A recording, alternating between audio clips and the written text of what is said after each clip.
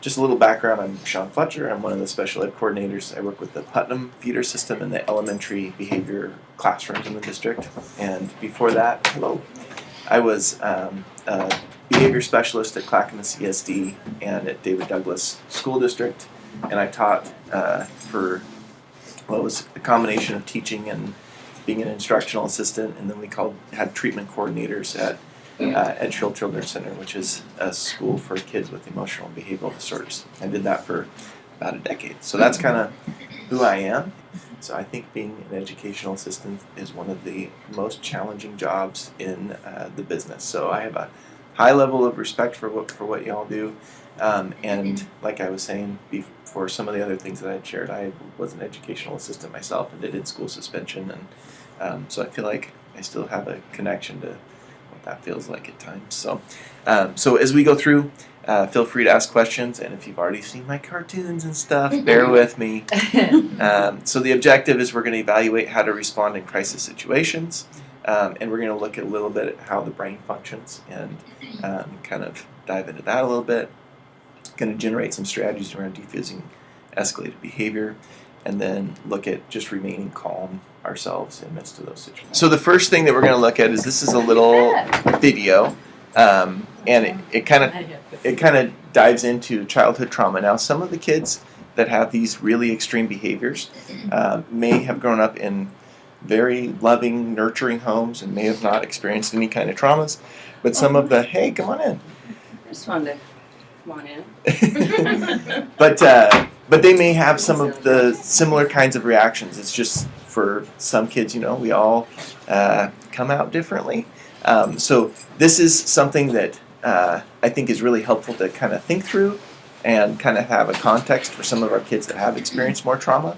But then for other kids that have some various kinds of mental health challenges, some of these things may also play out in similar ways. So we're going to watch this quick video, and then we're going to ask and discuss amongst ourselves these questions. How might it relate to some of our most challenging kids? And would be framing behavior challenges as a developmental delay affect how we respond to kids? So let's take a little watch.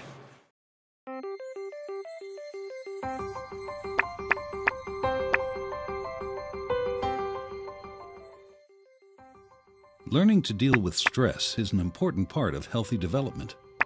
When experiencing stress, the stress response system is activated. The body and brain go on alert.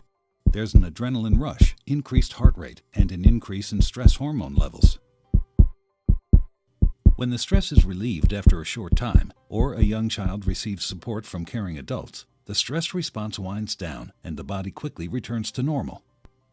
In severe situations, such as ongoing abuse and neglect, where there is no caring adult to act as a buffer against the stress response stays activated. Even when there is no apparent physical harm, the extended absence of response from adults can activate the stress response system. Constant activation of the stress response overloads developing systems, with serious, lifelong consequences for the child. This is known as toxic stress.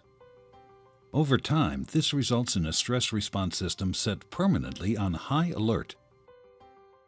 In the areas of the brain dedicated to learning and reasoning, the neural connections that comprise brain architecture are weaker and fewer in number. Science shows that the prolonged activation of stress hormones in early childhood can actually reduce neural connections in these important areas of the brain at just the time when they should be growing new ones. Toxic stress can be avoided if we ensure that the environments in which children grow and develop are nurturing, stable, and engaging. So, take a minute and with the person next to you, just kind of have a discussion about how that video relates to maybe some of the kids that you're working with and what your thoughts and ideas are about it. So, take a couple minutes. So we're going to come back together. It's painful to open up this conversation and then cut you off right at that minute. But I also want to make sure that we get through some things. I heard good pieces of conversation. So if you can share out with the whole group just briefly if you had an insight from the video or a question that was sparked from the video.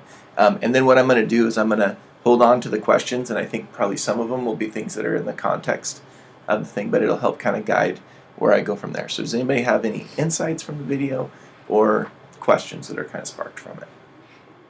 I think it describes quite a few kids Mhm. that are here. I was talking with Ellen. There was an incident yesterday with a student that scenario fits perfectly. And like when I told Ellen when I went to speak to him about a problem, then him knowing that I knew what he had done just escalated his stress level. Gotcha. Okay. I have a question. Is there things besides medication that can actually reverse that early damage? Yeah, that's a great question. And yes, there are. Therapy, So, doctor. I mean, I think creating that environment where the stress, where things are predictable, kids understand that there's caring adults that are around them, where kids can go through those cycles and have it be safe and know that things come to a positive conclusion. And I think a lot of things internally, there's a lot of things around mindfulness and calming strategies and just what can happen in the brain. Our brains are really elastic. We have the capacity to change and grow, throughout our development. The challenge is a lot of these kids get started off in such a so far behind the game in relationship to those emotional regulation things.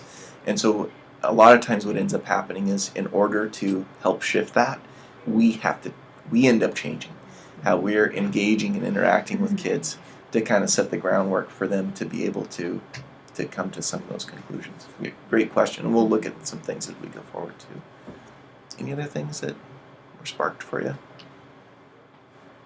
I was just surprised that it was an actual kind of mess up in the brain, that it kind of screwed things up in there but you're saying that they can be rerouted, and that's good. Yeah, and we're going to look at Dr. Siegel. He does this hand model of the brain, which is like really a great kind of thing, but he's going to talk a little bit more about it. But one of the things that you can think about is developmentally you start kind of at the stem, which is all the stuff you do automatically, and then things kind of move up. So like as a baby, they're not problem solving and doing emotional regulation. It's like I pooped my pants and they're crying, right?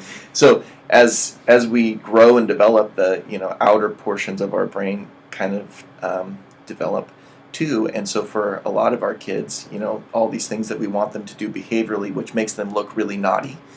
For some of our kids, it's like those portions of their brain, they're just developmentally, they're not there yet. And so again, that's that whole piece, which really, I think, kind of taps into the conversation of punishment. Like, how do we punish the kid when they're doing these things? And you really have to take a close look at our kids with these kinds of disabilities, because if truly what's happening is that they're just developmentally not at a stage where they can do some of the things that we're asking them to do, then it really shifts how we look at punishment and how we respond to those things. And we're going to look at some of those really specific kinds of things as we go through some of these slides. So great questions and comments. We'll keep going, and feel free to chime in and talk as we go forward. How many people have seen the PBS triangle? Anybody? All right. Couple people. So the idea behind this is that this came from the public health model. I'm trying to figure out how to orient myself to this. So kind of the big idea is that if you set up good school-wide systems for your kids where you are teaching them the rules and expectations, you're giving them opportunities to practice, you have clear correction systems in place, you have clear reinforcement systems in place, and you're the things that you would just typically do, about 80% of your kids are going to respond really well to that. If you're doing those things, about 15% of kids are going to need an extra dose. They're going to need extra support, more help. And then you're going to have about 5% of kids, even if you're doing everything right, it's not going to work for that subgroup of kids for a huge variation of reasons. And so I think one of the things that as we start talking about this population of kids that are really in crisis and that are really needing high levels of support, I think one of the things for teachers and assistants is to know you could do everything right and the kid could still be in crisis. And so that's where we have to shift our thinking and our planning and how we do things around supporting these kids. So if you think about these group of kids, you know, the kids in this lower area, you will leave the school day when you're working with them feeling like, oh, this is wonderful. I'm teaching kids. I'm helping people. I'm contributing to society. You know, everything is very positive. For the kids that kind of fit into this realm, oftentimes teachers feel, you know, like this is frustrating, but it's something that I can handle. You know, it's something I can just kind of trudge through and make it work, make it happen if I work hard enough and try hard enough.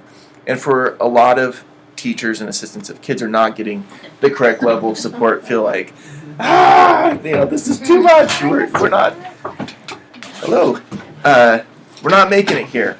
So if you kind of think about these categories, all right.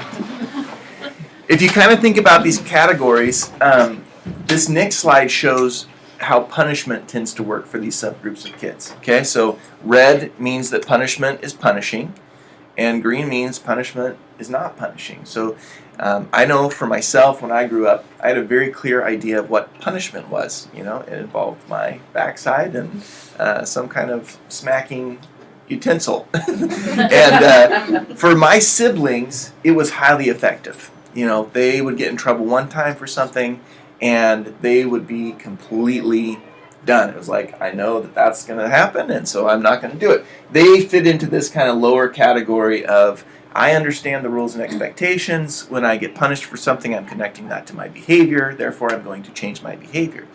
I would say I was probably in this category of, you know, 3, 4, 5 times a day. You know, on a good day, I was having an interaction where there was some pretty significant punishment. And so what ends up happening is, if you think about punishment for some of our kids, punishment, if you look at it behaviorally, means that you're going to do something to reduce the likelihood of a behavior reoccurring. So I think the assumption is, you know, a timeout, a suspension, taking away recess, a lot of these things that we think of as punishments actually don't reduce the likelihood of behavior. What do they end up doing? Yeah, it's like, well, I'm trying to, you know, punish this, but now we see this huge escalation from the kid every time that we end up in these situations. And for our most needy kids, this is like the critical thing that we have to think through, are the things that we're doing in response to behaviors reducing the likelihood of the behavior, or is it actually not only increasing the likelihood of that behavior, but kind of taking them to this whole new level of escalation where they're engaging in even more antisocial, dangerous, problematic kind of behaviors. So one of the other things that I realized shortly into my career was this. So as you move up the triangle, the amount of time and change in staff behavior required to generate desired outcomes is like an inverse triangle. So for kids that are most needy and most at-risk kids, what we find is that we as the adults have to be the ones that change. The first several times that I went to meetings, I realized that people had a really hard time grasping this. As a behavior specialist, I was supposed to come in and make the kids do what they were supposed to do. And I think there's pieces of that we want to get to. But the thing that we've learned over a long period of time is that as we change the environment, as we change how we respond, as we set kids up to be successful, that's how we get those behavior changes. And it's not necessarily that moment of punishment that makes it happen. It's all those things before punishment and all those things after punishment that really start to shift and change the behavior. And again, for some of our kids, that moment of punishment, or what we would think of as punishment, is actually that trigger for severe escalation. And so that's where a lot of these behavior support plans come in around, you know, for this kid, even though they're breaking the rule here, this may actually be a much safer behavior that they're engaged in than if we try to lay down the law to make them comply with that. It can, you know, be that trigger to the next level.